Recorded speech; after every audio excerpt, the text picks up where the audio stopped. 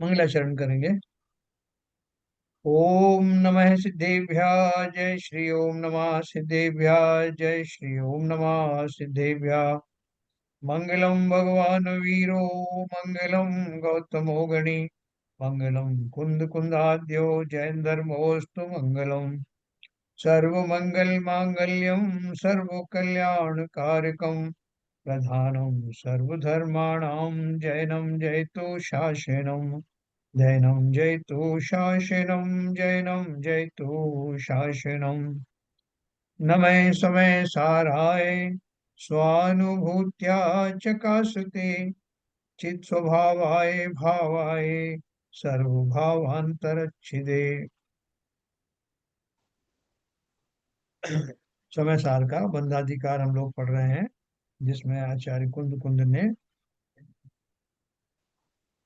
बहुत सारी ऐसी सूक्ष्म बातें बताई जो ज्ञानियों में नहीं पाई जाती और अज्ञानियों में पाई जाती हैं, जिसके कारण ज्ञानियों को नवीन बंध नहीं होता और अज्ञानियों को हर समय होता रहता है। तो अभी उन्होंने हमारी पिछली गाथाओं में जो अभव्य जीव है उसके माध्यम से एक बात समझाई है। अभव्य जीव के माध्यम से वास्तव में मिथ्या दृष्टि जीव की कथा सुनाई है कि वो उसका चिंतन कैसा होता है। और उसके चिंतन में यहाँ तक उन्होंने कहा कि ऐसा जीव, मतलब वो अभव्य भी जो है मिथ्या दृष्टि ही है, वो तो सदा काल मिथ्या दृष्टि रहता है। तो मिथ्या दृष्टि जो है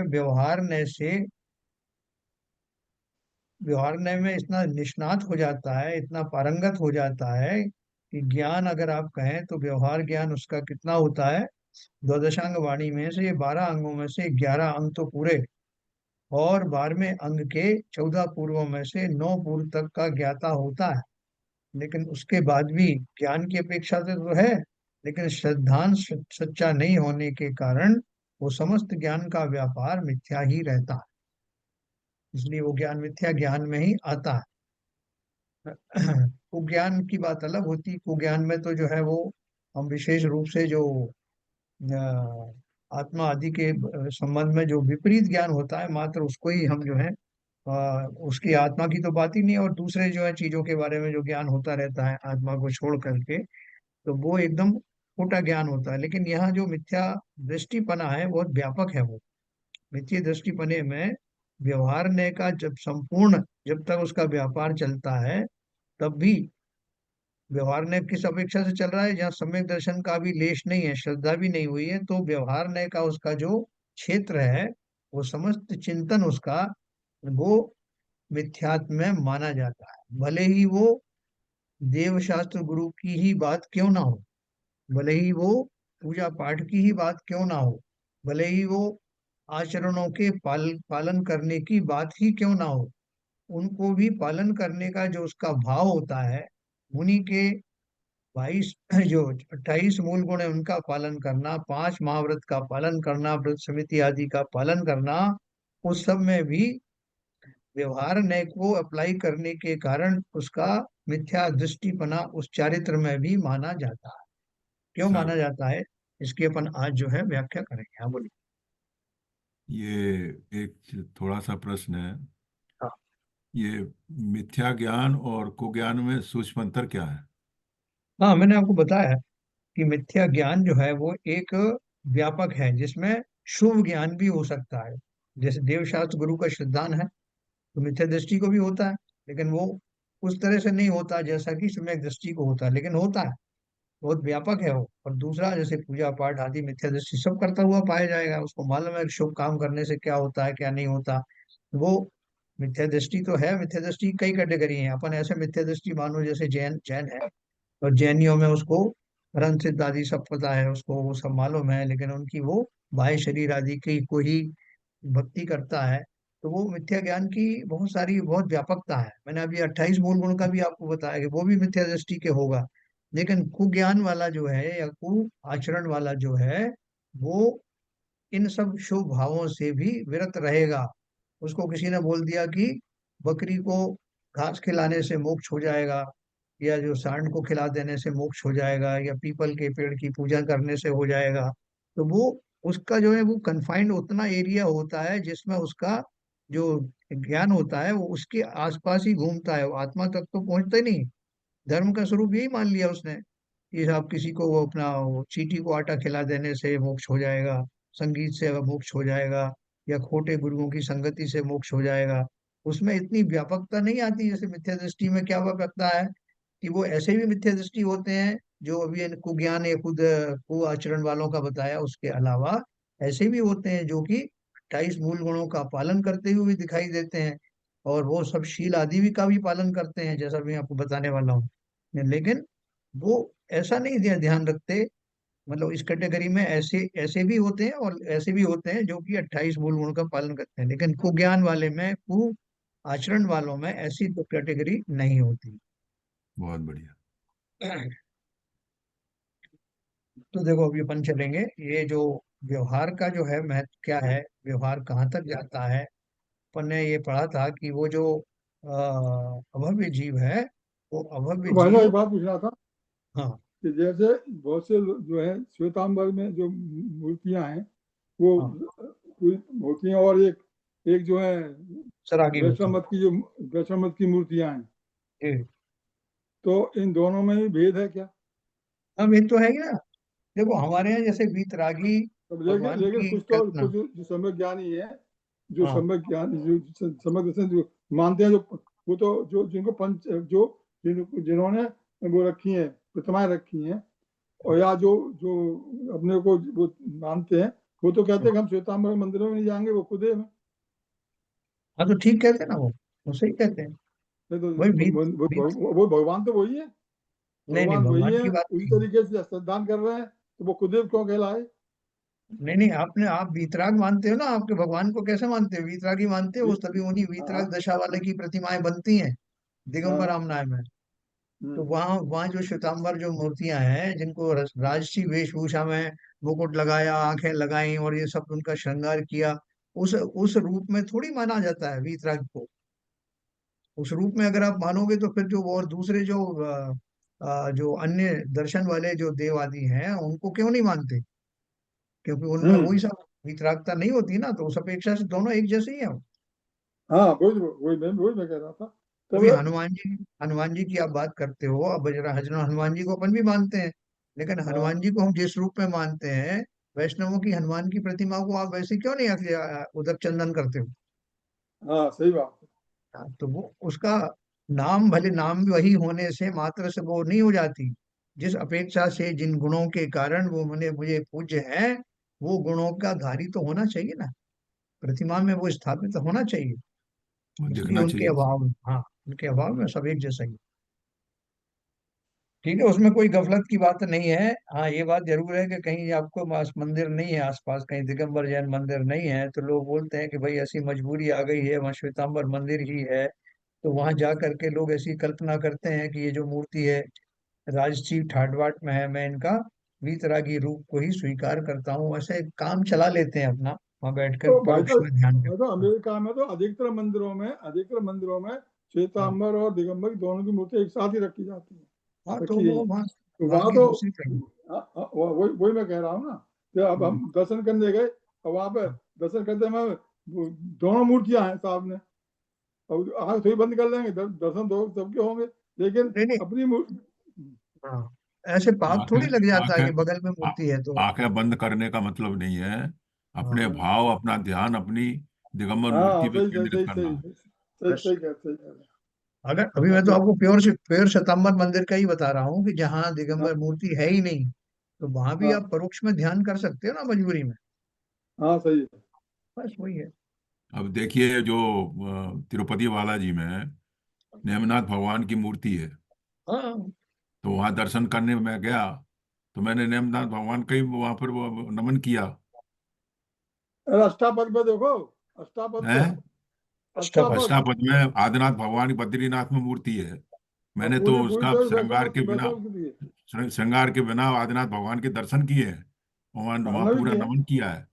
और हमने उनका भी जो किए अभिषेक, जो शानदारा होती है, जो अभिषेक होता है वो अपने जैन मंत्रों के साथ ही होता है। हैं।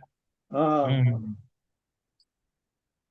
देखो एक बात और अपने बताओ आपको। अपने भाव के ऊपर है, हम किस भाव से बिल्कुल सही बात, सही सही सही नमन कह कर रहे रहे हैं। हैं। उज्जैन में काफी वो जो है ना, समंतभद्र आचार्य का जो किस्सा है ना, वो प्रसिद्ध है कि वो उन्होंने शिव जी की पिंडी के सामने, जब राजा ने उनको फोर्स किया कि आप नमस्कार करो इनको, तो उन्होंने बनारस क्या में, बोला? बनारस में बनारस में था। या उज्जैन, वहां कहाँ पर? बनारस में वो मैं देख के आया हूँ, चंद्रपुर भगवान की जो पिंडी है वो हाँ, उज्जैन।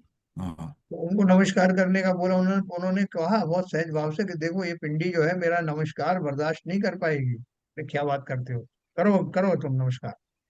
तो उन्होंने बहुत श्रद्धा पूर्वक चंदा प्रभु भगवान को अपने चित्त में स्थापित किया और पूरे भाव के साथ उन्होंने उनको नमस्कार किया।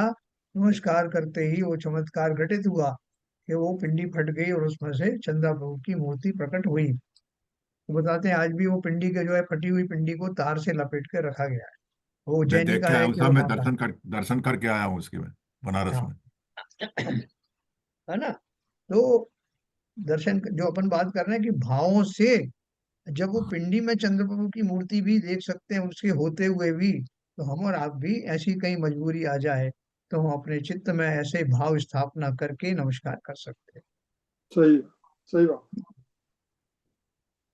तो देखो मैं अभी आपको एक बहुत सूक्ष्म बात बताने वाला हूँ कि व्यवहार नय से वो जो 28 मूल गुण का जो पालन करने वाले मुनिराज हैं, वो और शिथिलाचार भी नहीं है, लेकिन उनका जो है कैसा चिंतन होगा और सम्यक दृष्टि का कैसा चिंतन होगा, उसका एक उदाहरण इन्होंने यहाँ दिया है। मैं आपको और एलिबरेट करके बताऊंगा।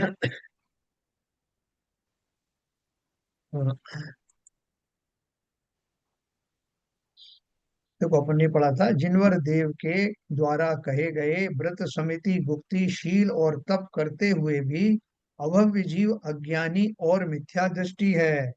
अभी आप कोई दूसरे ग्रंथ में पढ़ेंगे तो आपको हजम नहीं होगा, बोलोगे क्या बात कर रहे हो आप, व्रत समिति गुप्ती शील तप करते हुए भी अज्ञानी मिथ्या दृष्टि कैसे रह सकता है?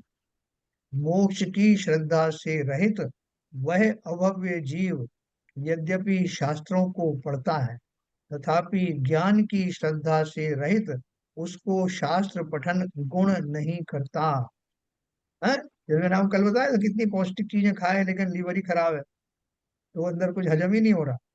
इसी तरह से जिसको आत्मा का स्पर्श ही नहीं हुआ, आत्मा के चिंतन से ही जो कभी द्रवित हुआ नहीं, वो कितने ही शास्त्र पढ़ ले उसका लाभ उसे मिलने वाला।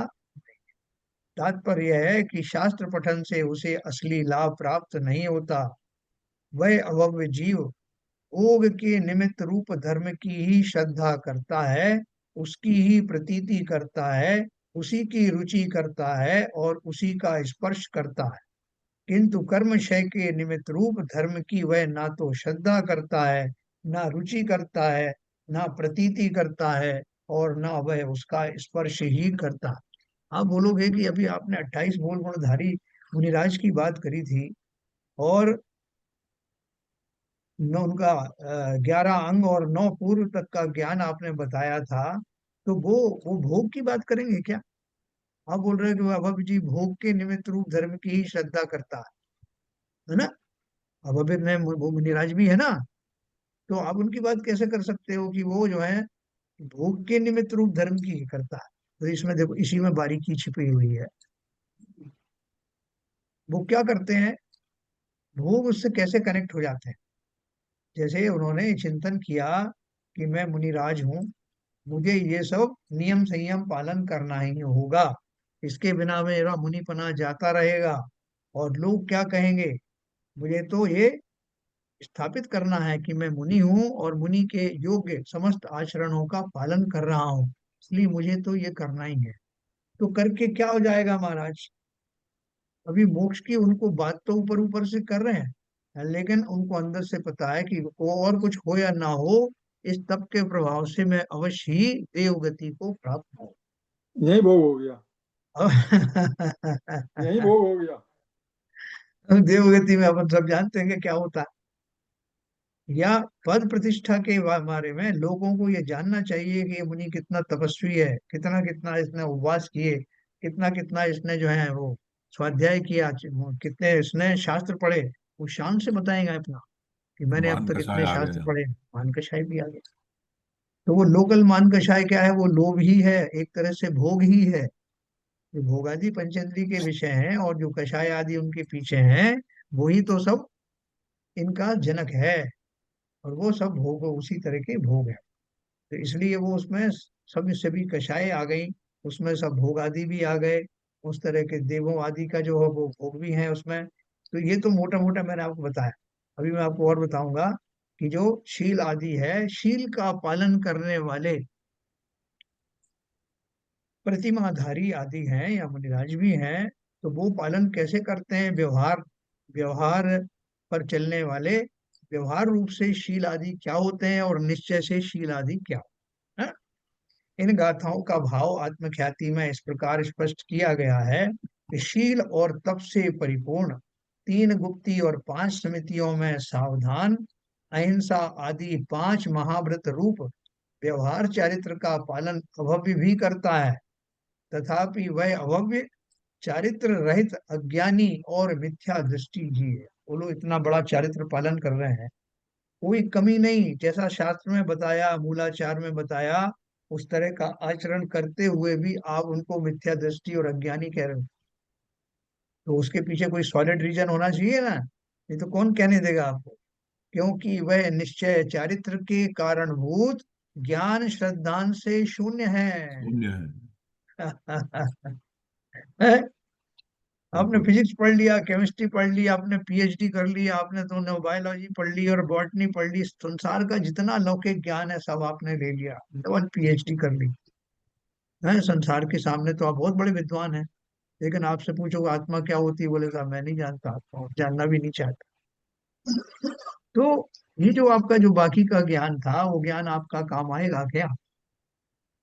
आत्मा का डिसेक्शन तो कर नहीं सकते, कैसे आप काट के देखूंगा मैं उसको कैसी दिखती है।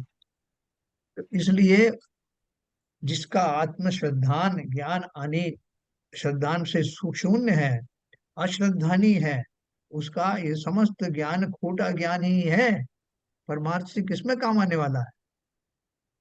फिर आगे उन्होंने लिखा, यदि कोई यह कहे कि उसे 11 अंगों का ज्ञान है, तो उससे कहते हैं कि प्रथम तो वह अभव्य जीव शुद्ध ज्ञानमय आत्मा के ज्ञान से शून्य होने के कारण मोक्ष की ही श्रद्धा नहीं करता। अभी अब कितने लोगों से आप पूछ के देख लो, जैनियों से ही पूछ लो कि भैया मोक्ष क्या है। उन्होंने सुना तो शब्द सब ना होगा, मोक्ष, मोक्ष जाना है, मोक्ष जाते हैं, भगवान मोक्ष चले गए हैं, तुम जाओगे क्या मोक्ष? तो ऐसा सोचना पड़ेगा, किधर है मोक्ष, कैसे जाना पड़ता है? वो आपसे रास्ता वगैरह पूछेगा और पूछ करके अपना काम करेगा, चलता बनेगा। 99% तो यही स्थिति है। मोक्ष की अभिलाषा है ही नहीं, हम तो सुनी सुनाई बात करते हैं। हम और आपकी भी बात करें, हमें वो श्रद्धा तो अभी है ही नहीं। हम भी सुनी सुनाई बात, शास्त्रों में लिखा है कि अच्छा ही होगा, ये जान के कर रहे हैं। हमारी वैसी ललक, वैसा श्रद्धान, वैसा विश्वास अभी हुआ कहाँ? तो अन्य जो मिथ्या दृष्टि है उनका तो कहना ही क्या। इसलिए बोल रहे हैं कि यहाँ तक कि 11 अंगों का ज्ञान है, वो भी शुद्ध ज्ञानमय आत्मा के ज्ञान से शून्य होने के कारण मोक्ष की ही श्रद्धा नहीं करता, इसलिए वह ज्ञान की भी श्रद्धा नहीं करता। ज्ञान की श्रद्धा न करता हुआ वह अभव्य आचारांग आदि 11 अंग रूप श्रुत यानी शास्त्रों को पढ़ता हुआ भी शास्त्र पठन के गुण को प्राप्त नहीं होता, और इसी कारण ज्ञानी भी नहीं है। वो जो इंद्रभूत आदि थे ना, जो गणधर बने, फिर गौतम गणधर बने, उससे पहले उनका ज्ञान ऐसा ही था। अरे ज्ञान की पराकाष्ठा थी। वो उस समय के जो है बहुत स्थापित पंडित थे, और जब उन्होंने केवल अपने अवधि ज्ञान से जाना इंद्र ने, गौतम इंद्र ने, तो उसने पता लगाया कि इस समय इस धरती पर कौन व्यक्ति इतना ज्ञानी है। भले ही उसका ज्ञान अभी सम्यक ना हो, लेकिन ज्ञान की सूक्ष्मता तो है ना, वो किसके है। जब मालूम पड़ा कि इंद्रभूति आदि ये जो तीन भाई थे ना, वो वायुभूति और इनमें एक गौतम ज्ञान गणधर, भरा। गौतम गौतम गणधर वो गणधर बड़े थे। भाई, हाँ एक भाई, तीन वो भाई थे वो ना वो वो, वो गणधर उन्हीं उन्हीं के पास गए थे। वो तो उनके इंद्रभूत, पास। इंद्रभूत वगैरह तो भाई साहब बाद की बात है। ये तो जब जब उनको बुलाया था ना उसके लिए, अरे शास्त्रों को अरे, लिखने के लिए। उन्हीं का नाम था ना इंद्रभूति पहला। जबकि उनको गौतम बाद में बुद्ध। गौतम बुद्ध, हाँ उन्हीं का नाम इंद्रभूति था। वो तीन भाई अच्छा थे, इंद्रभूति, वायुभूति और एक और था, तीन थे। अच्छा और 500 उनके चेले थे।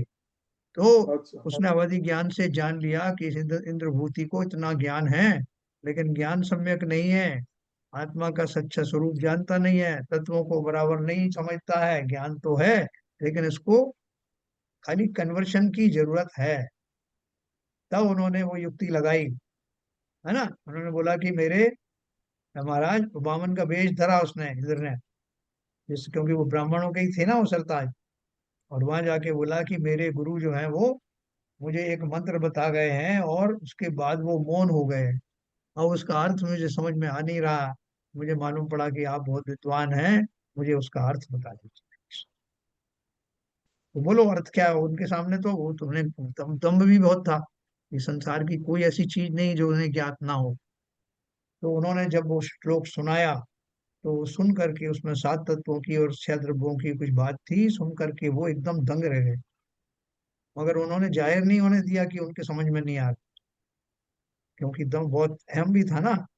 तब उन्होंने कहा कि ऐसा है कि तुम्हारे गुरु जो है ना, उनके सामने ही बताऊंगा मैं। वो मौन भले ही बैठे हैं, उनके सामने ही बताऊंगा कि तुमने कैसा भी कॉम्प्लिकेटेड श्लोक क्यों नहीं बताया हो, मैं उसका अर्थ जानता हूँ। चलो तुम्हारे गुरु के पास। तो वो तो यही चाहते थे, इंद्र महाराज। वो लेकर आए फिर वो समूह शरण में, और मानस स्तंभ को देखते ही उनका मान गलित हो गया। और मान गलित होते ही अब उनका वो जो ज्ञान था वो कन्वर्ट सम्यक होकर के हुआ। सम्यक सम्यक हो हो गया। गया, है ना।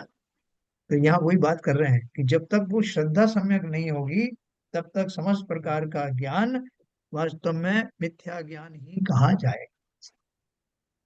भिन्न वस्तुभूत ज्ञान में आत्मा का ज्ञान ही शास्त्र पठन का असली गुण है।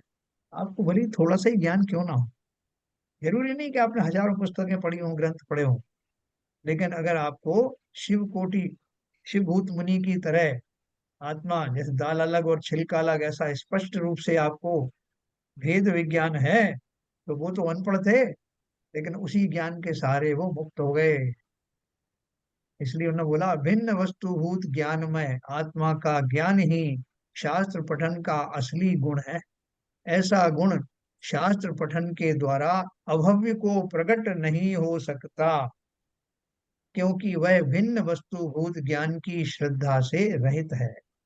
तात्पर्य है कि अभव्य को भिन्न वस्तुभूत आत्मा का ज्ञान श्रद्धा नहीं हो सकता, इसलिए उसके शास्त्र पठन के गुण का अभाव है। इसी कारण वह अज्ञानी है ना। अभी आप देखो, पहले की जो पुरानी बुजुर्ग वो महिलाएं वगैरह होती थी ना, तो वो आपसे कहती थी कि भैया हमको सूत्र जी सुना दो, या शास्त्र सुना दो। अनपढ़ होती थी बेचारी, लेकिन उनको मालूम था कि ये मंदिर आते हैं तो अपन माला भी फेरना चाहिए, भगवान की जो है पूजन की भी करना चाहिए, और शास्त्र के 2 लाइन सुनना चाहिए। तो किसी को भी बोल देते कि भैया ये कोई भी किताब उठा के इसमें से 2 लाइन सुना दो, और सुन करके वो श्रद्धा से हाथ जोड़ के चली जाती। उनको नहीं मालूम कि क्या सुनाया, क्या शास्त्र में लिखा है, वो इतनी श्रद्धा थी। ऐसे ही इस तरह के शास्त्र श्रवण से किसी का आज तक भला हुआ नहीं। तो वो यही बात कर रहे हैं कि जब तक भेद विज्ञान पूर्वक ज्ञान की 2 पंक्तियों का भी ग्रहण ना हो, तब तक हमारा वो पठन पाठन सब व्यर्थ है। तात्पर्य है कि अभव्य को भिन्न वस्तुभूत आत्मा का ज्ञान श्रद्धा नहीं हो सकता, इसलिए उसके शास्त्र पठन के गुण का अभाव है। इसी कारण वह अज्ञानी है। इस पर यदि कोई कहे कि उसे धर्म का श्रद्धान है, तो उससे कहते हैं कि सदा ही भेद विज्ञान के अयोग्य होने से अभव्य जीव कर्म फल चेतना रूप वस्तु की ही नित्य श्रद्धा करता है ना। कर्म फल चेतना रूप क्या है, कल पूछ रहे थे ना आरपी जैन साहब। कर्म चेतना, कर्म फल चेतना और ज्ञान चेतना, 3 उसके भेद होते ना। तो कर्म हम्म। चेतना में तो एक इंद्रिय आदि जो जीव है, उनको कर्मों का फल ही भोगना है। जो कुछ हो रहा है उनको को इतना ज्ञान भी नहीं होता कि उससे, उस फल से, या उस दुखों का जो जनक है, जो कारण है, जो एनवायरनमेंट है, उससे कैसे निकला जाए, ऐसा भी ज्ञान उसको होता नहीं, है ना। जैसे जलकाय आदि के जीव हैं जो हैं, वो वहीं पड़े रहते हैं, उनका कोई मूवमेंट भी नहीं है। जो हो रहा है, जो तकलीफ दे रहे हैं, दुख दे रहे हैं, उनका होता रहता है, कर्म का फल भोगते रहते हैं। तो कर्म फल चेतना वाला जो जीव है, जो ऊपर की इंद्रियों वाला जो जीव है, वो उनको न केवल महसूस करता है, बल्कि उनमें से निकलने का भाव भी रखता है, और तदनुसार उपाय भी करता है। दौड़ जाएगा, निकल भागेगा, इधर उधर जाएगा, है ना। जो जिसकी कुछ आवाज होगी तो आवाज तो इंद्रिय अनुभव, उसका शब्द भी निकलेंगे। तो वो जो कर्म फल चेतना वाला है, वो न केवल उस फल को भोग रहा है, बल्कि उसमें से निकलने की चेष्टा भी करता है, उस योग्य उसके अंदर में कैपेसिटी भी होती, कैपेबिलिटी होती। और तीसरा होता है ज्ञान चेतना, जो ज्ञानियों को होती है। वो मजबूर नहीं है कर्मों को झेलने के लिए। तो कर्मों के होते हुए भी अपने आप को निश्चय पूर्वक सोच पाने के कारण, आत्मा के स्वरूप को जान पाने के कारण न कर्मों से अत्यंत उनके गुलाम नहीं है। कर्म जैसे भी हों, उनमें से अपनी स्थिति को जान करके मेरा क्या बिगड़ा है। जैसे गज कुमार मुनि की अपन बात करते हैं, ऐसे बड़े बड़े मुनि कितना भी कर्म का प्रकोप होने दो, उनकी ज्ञान चेतना में तो मैं कौन हूँ ये निरंतर भासता रहता है। वही भेद विज्ञान उनको मुक्ति का कारण मिलता है। तो ज्ञान चेतना मात्र वस्तु की श्रद्धा कभी नहीं करता। इसी कारण वह कर्मों से छूटने के निमित्त रूप ज्ञान मात्र भूतार्थ धर्म की श्रद्धा नहीं करता, अपितु भोग के निमित्त रूप शुभ कर्म मात्र अभूतार्थ धर्म की श्रद्धा करता है। इसलिए वह अभूतार्थ धर्म की श्रद्धा प्रतीति, रुचि और स्पर्शन से अंतिम ग्रेवेय तक के भोग मात्र को प्राप्त होता है। होता है। यानी भोग मात्र वहां मिलेंगे ना आपको, जो आपका जो संसार है ना। इवन आप जो है सर्वार सिद्धि तक जाओ तब भी आप अभी पूर्णता संयम के धारी हो नहीं सकते। तो ये तो खैर सर्वार सिद्धि तक तो जाने का इनका सवाल ही नहीं। वहां तो खैर निरंतर आत्मा की कथा चलती है। नौवें ग्रेवे तक मिथ्या दृष्टि भी जाते हैं, और ये भी वहां जाते हैं। तो वहां देव गति में मिलने वाले सब भोग तो मिलते हैं, लेकिन उससे नीचे वापस आ जाते हैं। ऊपर का कर्म उनका, ऊपर का पुरुषार्थ होता ही नहीं, है ना। इसलिए वह अभूतार्थ धर्म की श्रद्धा प्रतीति, रुचि और स्पर्शन से अंतिम ग्रेवेयक तक के भोग मात्र को प्राप्त होता है, किंतु कर्मों से कभी भी मुक्त नहीं होता। इसलिए उसे भूतार्थ धर्म के श्रद्धान के अभाव से सत्य श्रद्धान भी, ऐसा होने पर निश्चय नय के द्वारा व्यवहार नय निषेध योग्य ही है ना। वो बोल रहे हैं कितना हमने प्रूव कर दिया, सिद्ध कर दिया कि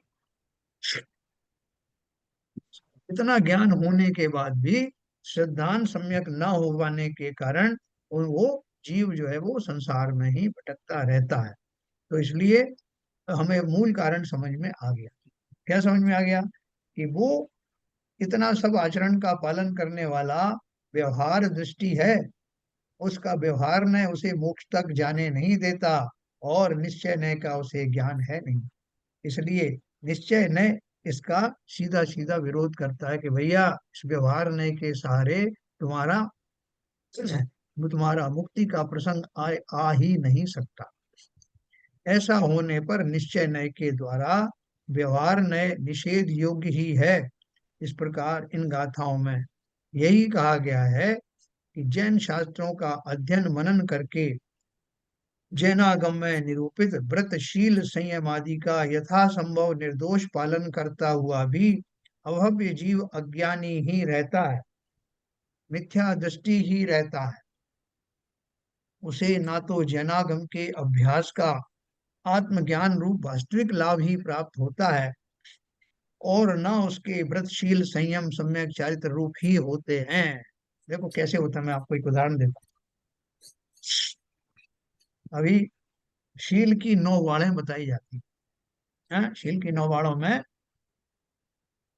जो अ, भोजन आदि के संबंध में 2 बातें आती है कि गरिष्ठ भोजन का त्याग करो, और भूख से कम भोजन करना। फिर स्त्रियों से एकांत में वार्तालाप नहीं करना, पहले भोगे हुए भोगों को याद नहीं करना, जहाँ बहुत ज्यादा स्त्रियों का संचार हो वहां जाना नहीं, स्त्रियों के जो वो शयन कक्ष हैं या उनका जो पलंग आदि है उस पर बैठना नहीं, ये बहुत सारी जो बाह्य जो अंग है इसके,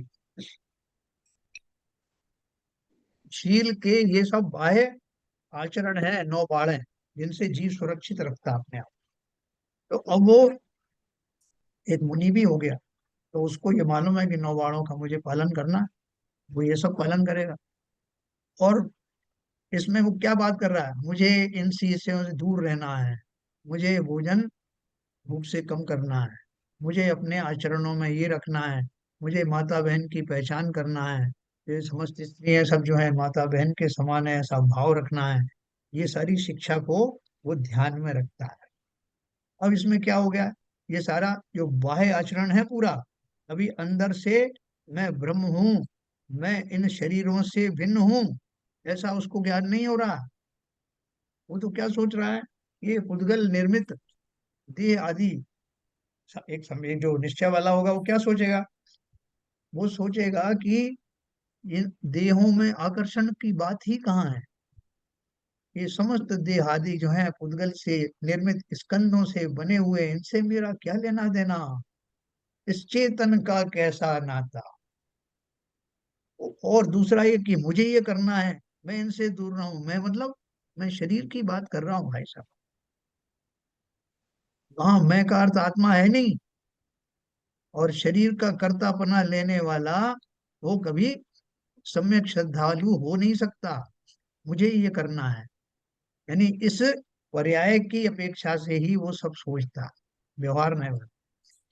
इसके विपरीत जो निश्चय नय वाला है, जिसे अपना वेद विज्ञान हुआ है, उसको इस तरह के भाव आएंगे ही नहीं। ये भी सोचने की जरूरत नहीं कि पुद्गल से निर्मित स्कंदों से जनित ये शरीर में क्या धरा है, ये घृणास्पद है।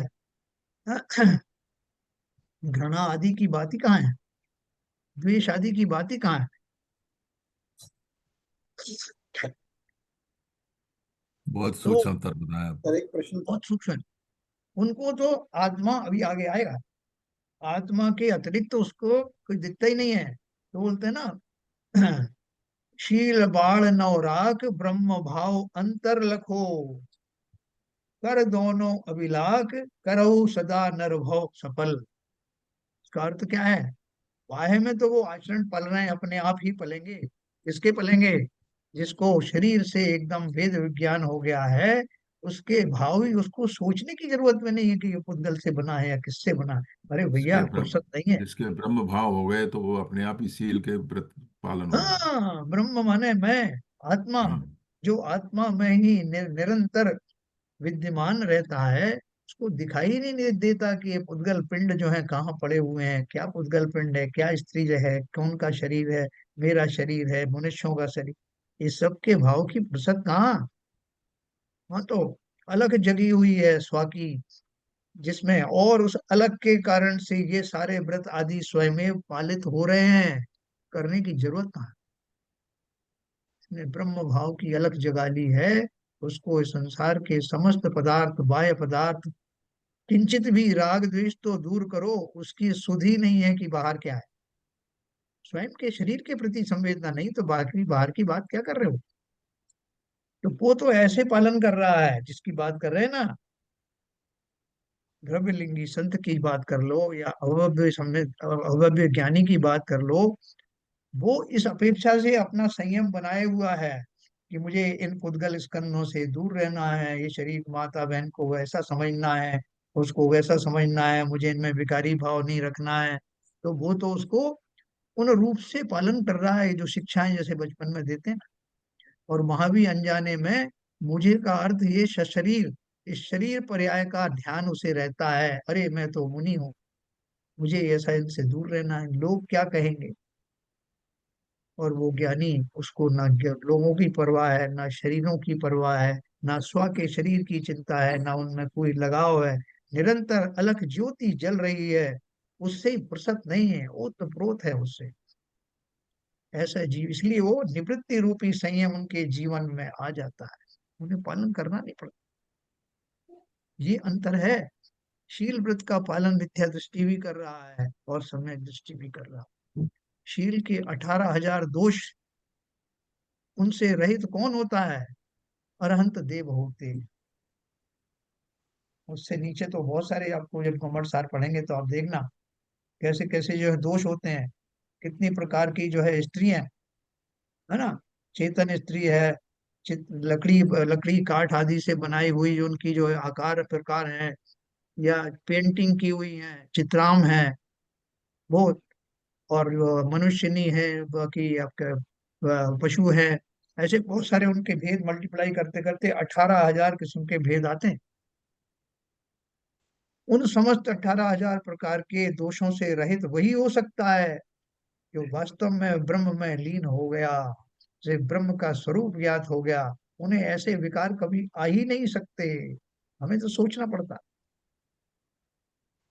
तो इसलिए उन्होंने कहा कि जो बाहर से जो शील आदि की जो बात करते हैं, शील व्रत तप आदि, और बखूबी करते हैं, लेकिन अंदर से जिन्होंने ब्रह्म भाव खोजा नहीं है, वो सब मिथ्या दृष्टि ही हैं, वो व्यवहार दृष्टि ही हैं, निश्चय दृष्टि बने नहीं, इसलिए मात्र इन शिष्टाचारों से मुक्त हो नहीं सकते।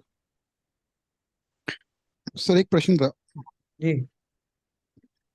सर ये डिफरेंस जो आपने बताया वो तो क्लियर है, बिल्कुल क्लियर भी हो गया। लेकिन जो ये हम बोल रहे हैं कि जो जीव जो मुनि 9वें ग्रह के तक जाते हैं वो अभव्य ही होंगे, ये तो नहीं कह सकते ना, बिकॉज हम इसको एज ए नहीं नहीं पर्यायवाची। हाँ, नहीं क्योंकि नहीं हो नहीं। हाँ बिकॉज जैसे कि हम लोग भी अपने आप को भव्य मान रहे हैं, लेकिन हम तो उतना भी नहीं पहुंचे जितना वो मुनि पहुंच पहुंच जा रहे हैं। तो अ, मतलब वो लौट के आके कभी ना कभी हो भी सकता है वो भव्य हो और हो सकता है वो अभव्य भी हो। तो ये हाँ। तो नहीं कह सकते कि वो सभी लोग अभव्य ही होंगे। नहीं नहीं नहीं, तो कल मैंने अपन ने ये बहुत क्लियर कर बताया था। कल बहुत अपने क्वालिफाई किया था उसको। कल संवाद ये चला था ना, सीबीजन साहब ने भी ऐसे ही कुछ प्रश्न पूछा था। तो मैंने बताया था अवयवों के माध्यम से वो मिथ्या दृष्टि जीवों का वर्णन कर रहे हैं। अवयवों का इसलिए वर्णन कर रहे हैं कि वो तो शॉर्ट शॉर्ट उस अभव्यता के कारण और उस मिथ्या दृष्टि पने को बनाए रखने के कारण वो तो कभी मोक्ष जाते नहीं। लेकिन जो सामान्य मिथ्या दृष्टि है, जैसे भव्य जीव तो हैं, लेकिन अभी वर्तमान में मिथ्या दृष्टि है, तो जब तक मिथ्या दृष्टि रहेंगे तब तक उनके भाव ऐसे ही होंगे, उनकी तुलना की है। बाकी सम्यक दृष्टि तो वही बनेंगे। सम्यक दृष्टि और कौन बनता है? जो भव्य हैं और जो वर्तमान में मिथ्या दृष्टि हैं। मिथ्या दृष्टि ही तो पलट करके सम्यक दृष्टि बनेगा। तो इसलिए हम सब क्वालिफाई करते हैं, हम भव्य भी हैं और वर्तमान में मिथ्या दृष्टि होने के बावजूद भी रुचि पूर्वक आत्मा की बात सुन रहे हैं। इसलिए हम पहले कई बार हम भी ग्रवेग तक गए, 9वें ग्रवेग तक लौट के आ गए, बिल्कुल सही कोई है। बात नहीं। कोई बात नहीं है। अब हमारा वो ग्रेविक आदि में आकर्षण भी नहीं रहा। अब हमें ऊपर का माल चाहिए, है, जो उनको मिला है अब हमें वो चाहिए। इसलिए वो आपकी जो बात है वो कोई शंका नहीं है उसमें। मिथ्या दृष्टि, जो भव्य मिथ्या दृष्टि है, उनकी भी बात है ये। अभव्य तो मोक्ष जाएगा नहीं, लेकिन भव्य तो अवश्य ही जाएगा। 9वें ग्रवेग तक कई बार हुआ है अपने अज्ञान दशा में। लेकिन और वहाँ दोनों तरह के जीव होते हैं, ऐसा थोड़ी कि 9वें ग्रवेग में सब मिथ्या दृष्टि ही होते हैं, है ना।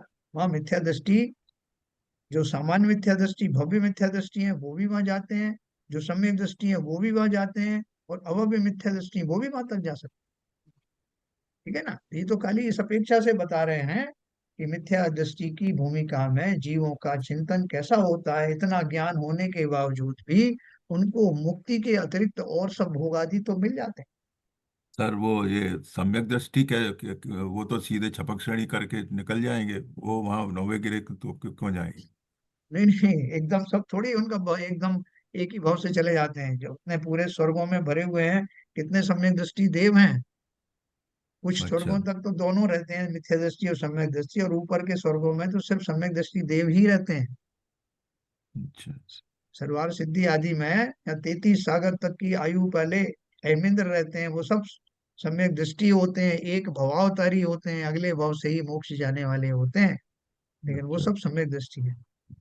और फिर एक केवल चतुर्थ काल में जाते हैं, और ये उधर इधर और दूसरे कालों में जाते भी नहीं है, इसलिए हाँ। वहां भी बंदिश है, वहां भी लिमिट है। वहां भी लिमिट है। नहीं, वहां वो तो तो उनको वो वैसे विदेश निमित्त क्षेत्र बना। से तो जा सकते हैं ना। हाँ, विदेश क्षेत्र से बात विद- की। विदेश क्षेत्र में भी चतुर्थ काल होता है हमेशा। हाँ, तो वहां से तो जा और सकते हैं ऐसे जीव। हमेशा नहीं, उनका चतुर्थ काल में क्वालिफाई किया ना, चतुर्थ काल से जा सकते हैं, तो विदेश क्षेत्र में भी चतुर्थ काल हमेशा रहता है।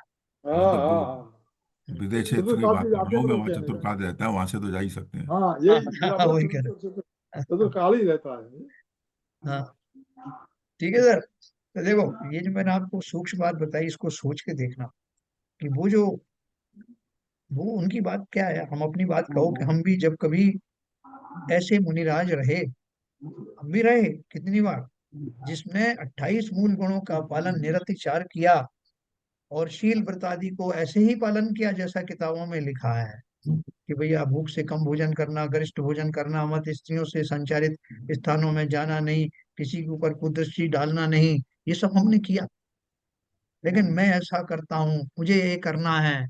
और मैं कौन? ये पर्याय में जो मैं हूं ना, संतोष कुमार, वो इस पर्याय को मैंने अपना स्वरूप मान रखा है। सबसे बड़ी गलती तो यही है ना, मैं ये करता हूँ, मैं ये कर लेता हूँ, मुझे ये करना है। नहीं, मैं ऐसा हूं ही नहीं। मैं जो हूँ वो मुझे दिख ही नहीं रहा है। बाह्य आचरण आदि बाह्य के खोल है, वो मुझे दिखता नहीं। मैं जो हूँ निरंतर उसी में रहता हूँ, बस निवृत्ति रूप सारा संयम पल जाता है। और ऐसा नहीं कि निवृत्ति रूप जो संयम है वो अचानक से पल जाता है, पहले प्रवृत्ति रूप होता है। प्रवृत्ति रूप को एकदम छोड़ थोड़ी सकते हो, लेकिन वो दशा आने पर ही मोक्ष अवस्था आती। वस्तुतः देखो ऊपर वो लिखा है उन्होंने, अभव्य जीव अज्ञानी ही रहता है, मिथ्या दृष्टि ही रहता है, उसे ना तो जैनागम के अभ्यास का आत्मज्ञान रूप वास्तविक लाभ ही प्राप्त होता है, और ना उसके व्रतशील संयम सम्यक चारित्र रूप ही होते हैं। है ना, ये सब जो व्रतशील संयम ये चारित्र के रूप है ना, तो चारित्र कैसा? सम्यक चारित्र नहीं हुआ तो कौन सा हुआ? खोटा भी नहीं है, खोटा चारित्र भी नहीं है, लेकिन सम्यक भी नहीं है। यानी एक बीच की स्टेज है कि शिष्टाचार वश जो मैं पालन करता हूं उनसे मुझे शुभ भाव का बंध अवश्य होता। उसका संपूर्ण धर्माचरण भोगों का ही हेतु होता है, मुक्ति का हेतु नहीं, क्योंकि ना तो वह परमागम के मर्म को ही समझ पाता है, और ना वह शुभ भाव रूप पुण्य कर्म से ऊपर ही उठ पाता है। ये सब जो भाव करता है उसके पुण्य तो होगा अच्छा खासा। निरति चार, 28 मूल गुणों का पालन करने वाला, पंच महाव्रत को पालन करने वाला साधारण व्यक्ति तो है नहीं, और उसका ये सारा उपक्रम व्यर्थ थोड़ी जाने वाला है। उसको अवश्य ही सातिशय पुण्य का बंध होगा। लेकिन वो बंध कैसा होगा कि वो, अगर वो आगामी काल में चेत गया, उसकी श्रद्धा सम्यक हो गई, तब तो उसका सम्यक फल मिलेगा। वरना तो यही सब कुछ मिलके देव बन गया, चक्रवर्ती बन गया, ये सब बना करके फिर संसार में घूमता रहेगा। है और ना? भाई साहब, जिसके पुण्य कर्म बंधे हुए हैं, और मिथ्या दृष्टि है, पुण्य कर्म तो खूब बांध रखे हैं उसने, और फिर बाद में सम्यक दृष्टि हो गया। जो पुराने जो बांधे हुए पुण्य कर्म है वो भी सम्यक हो जाएंगे। बिल्कुल सम्यक इस तरह हो जाएंगे कि जो भोगों के माध्यम से जो कुछ भी सामग्री उसे मिली है, जैसे चक्रवर्ती को मिली, चक्रवर्ती का उदाहरण मैंने आपको दिया ना, है ना, चक्रवर्ती का उदाहरण के तौर पे समझ लो। हो सकता है वो पहले से भी सम्यक दृष्टि रहा हो, लेकिन वो भोगादि मिल गए। अभी सोम चक्रवर्ती हुआ ना, जिस वे नरक गया, उसको अपने पिछले पुण्य के कारण चक्रवर्ती तो मिल गया, लेकिन इस भव में उसको सम्यक दृष्टिपना नहीं होने के कारण से उसने वो जो रसोइयों को जो पनिशमेंट दिया था ना, जिसको वो नाव में बिठाल करके वो राक्षस ने उनको प्रताड़ना दी थी, तो वो समस्त भोग उसके जो थे वो उसमें कन्वर्ट हो गए, नरक जाने के कारण बन गए। लेकिन अगर वही भाव कैसे भी आपने बनाए हुए हैं संसार में, जैसे अभी बहुत सारे जो ऐसे जीव हैं जिनको सब तरह के धन आदि का उनको प्रचुरता प्राप्त हुई है, उसके पहले उनको कोई ज्ञान नहीं था। लेकिन जैसे ही उनको मिला कि ये मुझे पुण्य के कारण मिले हैं, मुझे इसका सदुपयोग करना है, तो उन्होंने वो अपना बजाय भोगों में खर्च करने के उस धन को उन्होंने दान आदि में लगाना शुरू कर दिया। उन्होंने अपने आप को, तो वो सब जो फलित हुआ, जो कुछ भी उनको सुविधाएं मिली, वो सब किसमें आ गई? किसी ने मंदिर का निर्माण कराया, किसी ने मुनियों को आहार दान किया, किसी ने कुछ और किया। तो वो जो पुण्य की प्राप्ति से जो आदि आई थी वस्तु, उसको अब सम्यक प्रकार से उसने उसका व्यय आदि किया, ऐसा होता है। ठीक है सर।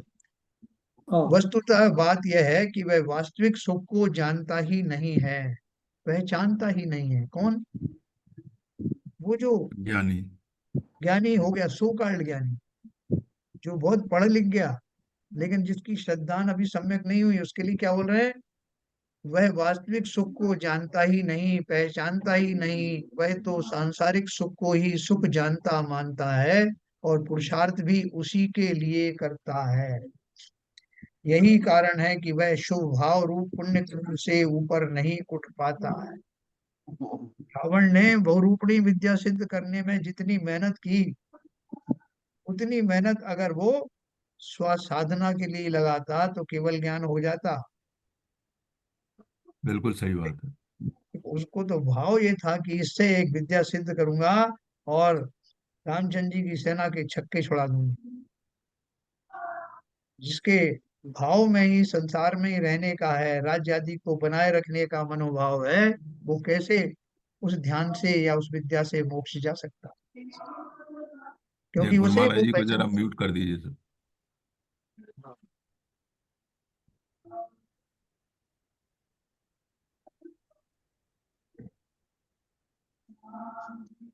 हाँ, ज्ञान का एक सेकंड।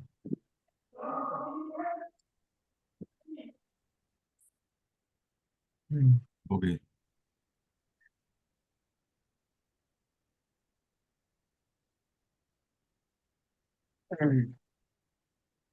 तो अपन ने पढ़ा,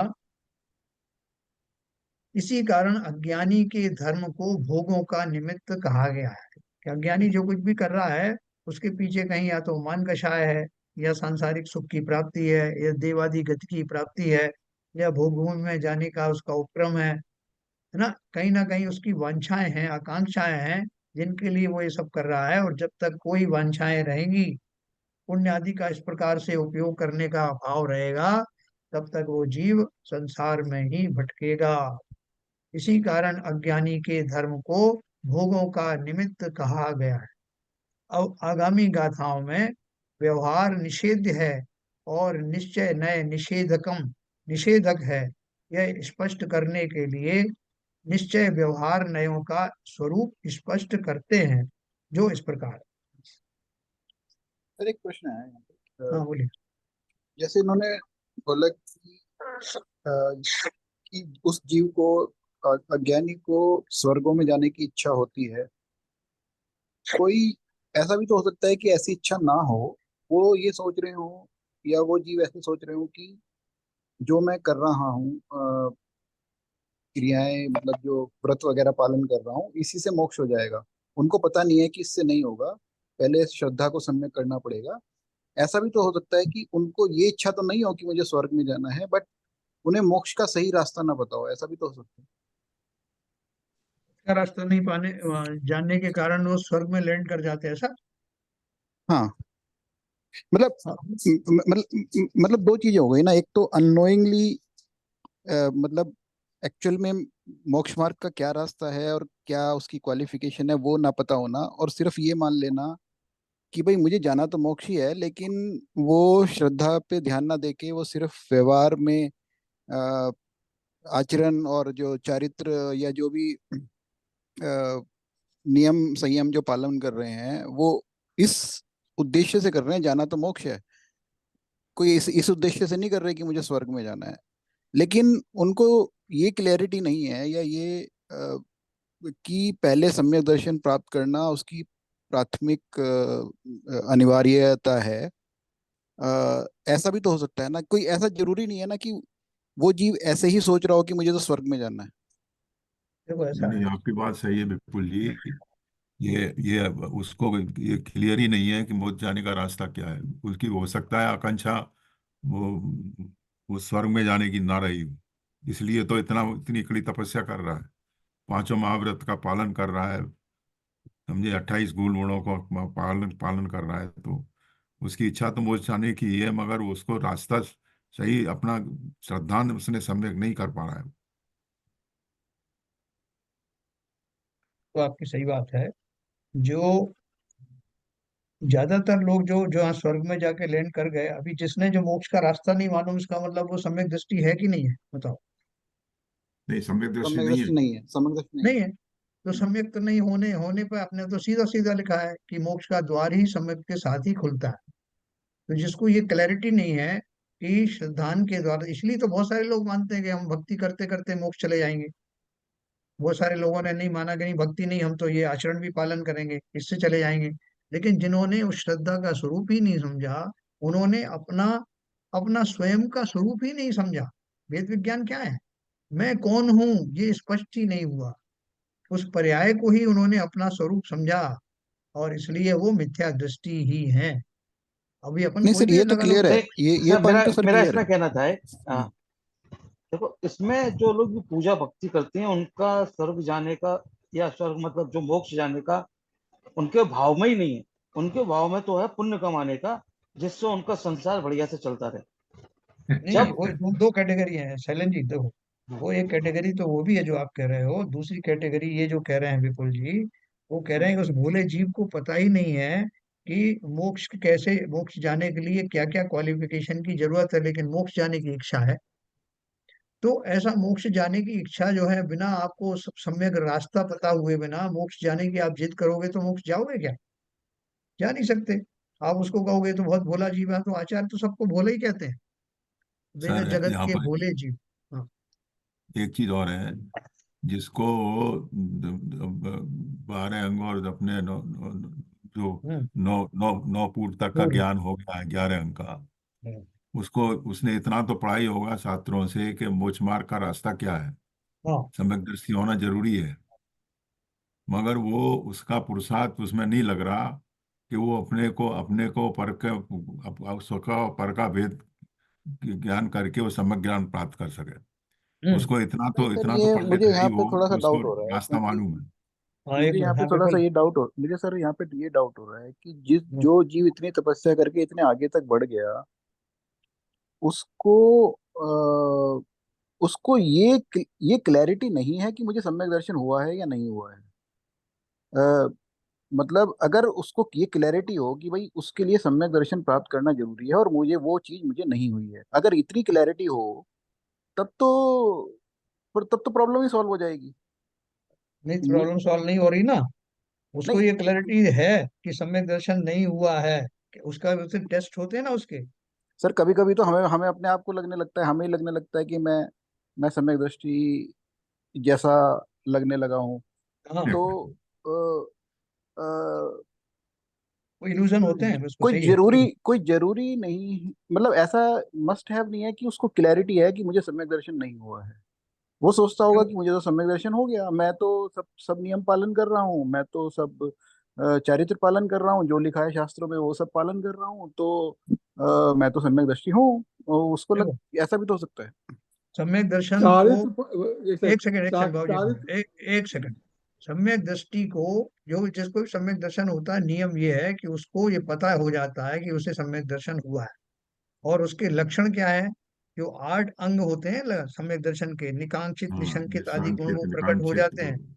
वो उसको हाँ किसी तरह की कोई शंका नहीं रहती, किसी तरह की हाँ आकांक्षा नहीं हाँ रहती, मोक्ष जाना है ये आकांक्षा भी नहीं रहती। हाँ और मैं तो सब ये- जान गया हूँ, अब तो मुझे मोक्ष हो जाना चाहिए, तो वो नियम से ही अभी सम्यक दर्शन हुआ नहीं। तो इसका अर्थ क्या हुआ और कि भाई आप, साहब एक भाई साहब सेकंड, एक चारित्र सेकंड, एक सेकंड भाई। तो हाँ जब तक जीव अपनी टेस्टिंग के द्वारा ये असरटेन ना कर ले कि मैं निशंकित हो गया हूँ, निकांक्षित हो गया हूँ, ये टेस्ट सबको सुलभ है, तब तक उसको ये भ्रम नहीं पालना चाहिए कि मैं तो इतने पूजन कर रहा हूँ, इतने से, ये क्रियाओं से वो नहीं हो रहा। क्या वो मुझे वैसा ही दिखाई दे रहा है जैसा मैं हूँ, वैसा मुझे हर हालत में, हर दुख दुख में, सुख में, हर परिस्थिति में क्या मुझे अपना आत्म रूप ध्यान आता है? ऐसा उस समय दृष्टि को निश्चय से ज्ञान होता है। हाँ बोलिए। हाँ, हाँ मैं मैं क्या थोड़ा भाई सा, साहब हाँ, एक बोलो एक बोलो। सेकंड, चारित्र का पालना और चारित्र का धारण करना हम्म। अलग अलग चीजें हैं।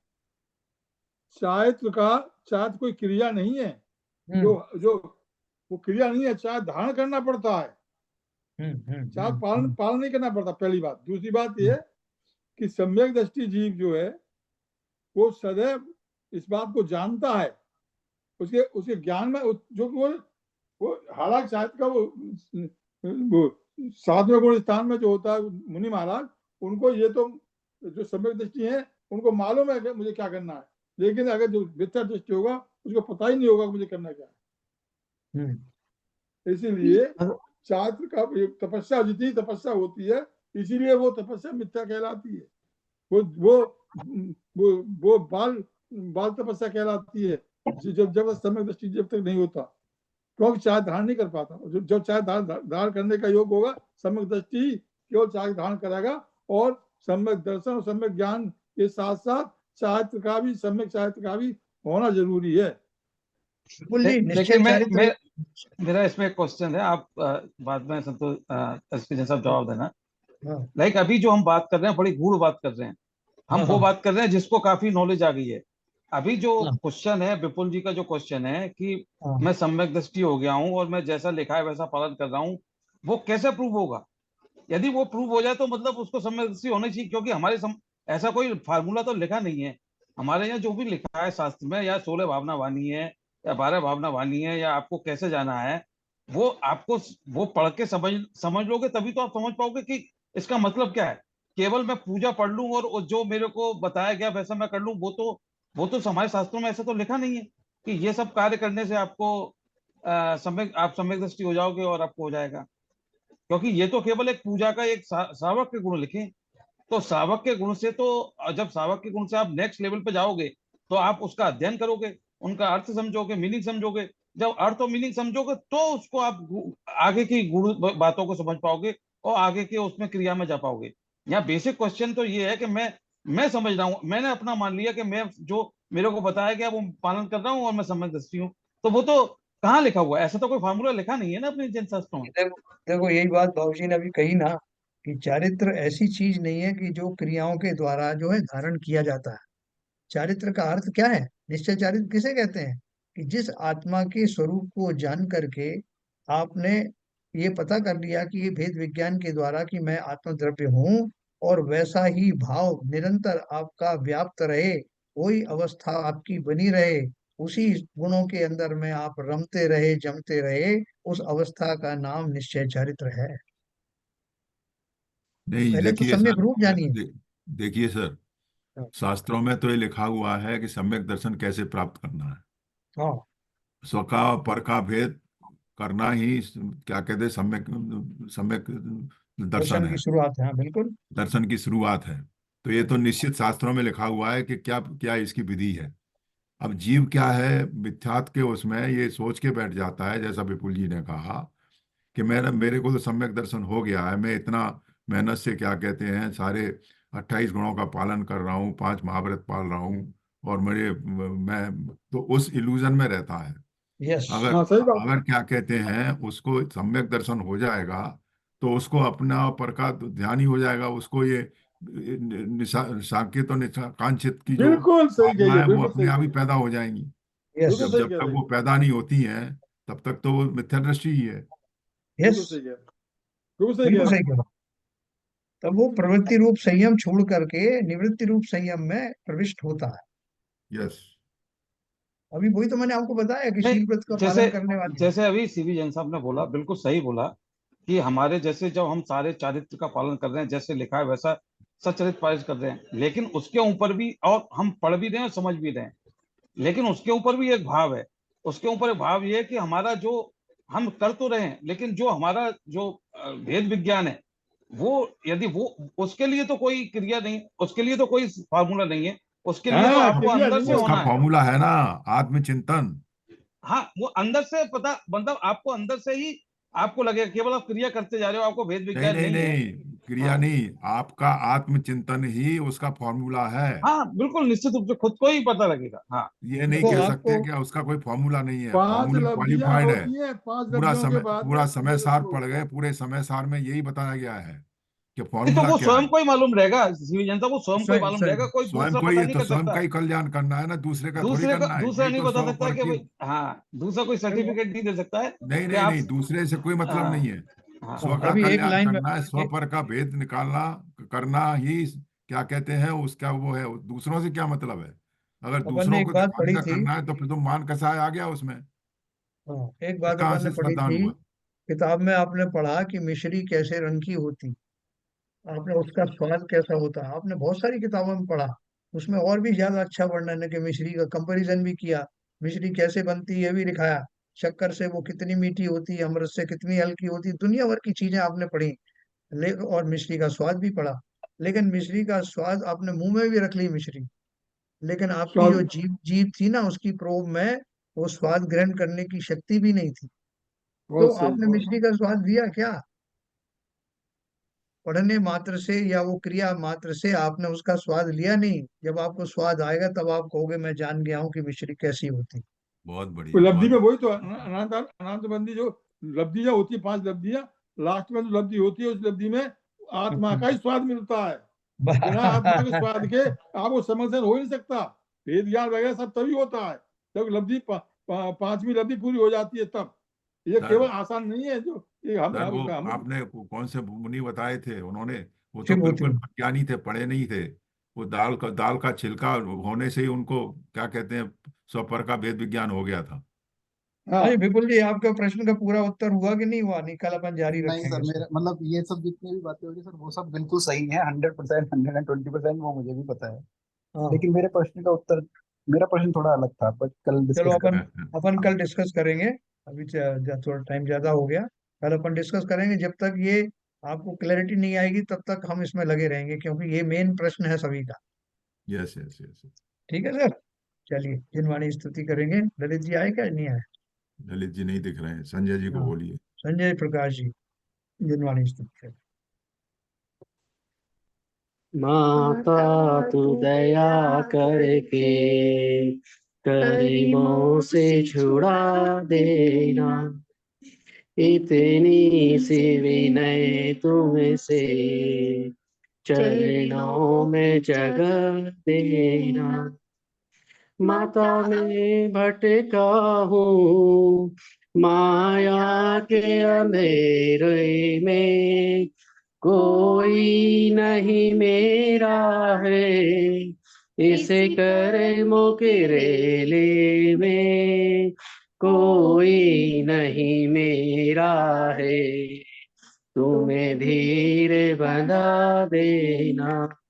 माता तू दया करके करीमों से छुड़ा देना।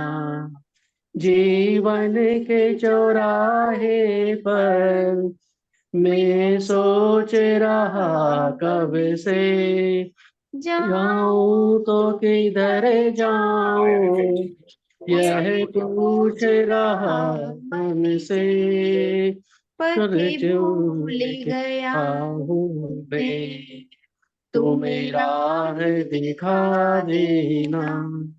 माता तू दया करके करीमों से छुड़ा देना। लाखों को उबारा है मुझे को भी उबारो तुम, मजेदार में नहीं नैया उसको भी तेरा दो तुम, मजेदार में अटका हूँ उसे पार लगा देना। माता तू दया करके करीमों से छुड़ा देना, इतनी सी विनय तुमसे चरणों में जगह देना। जिनवाणी माता की जय। की जय। बहुत